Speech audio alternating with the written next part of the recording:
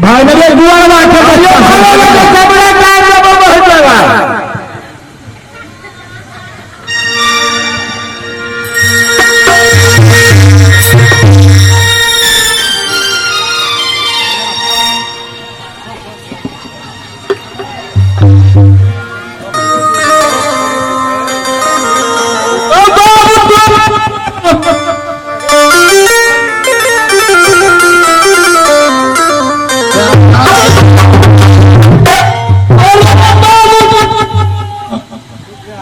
ये नहीं हम करता है बोलते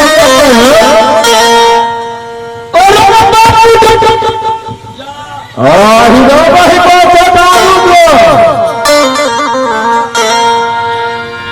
बैठी के बजे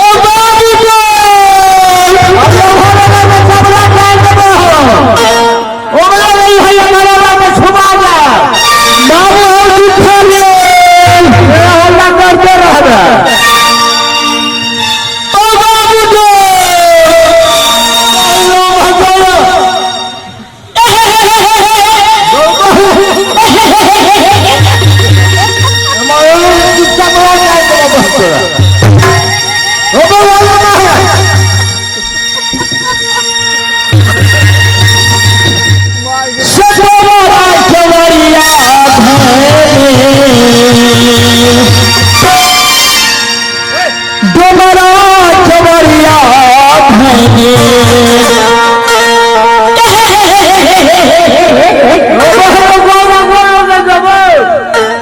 गाना गावे कर देवे हमरा यहाँ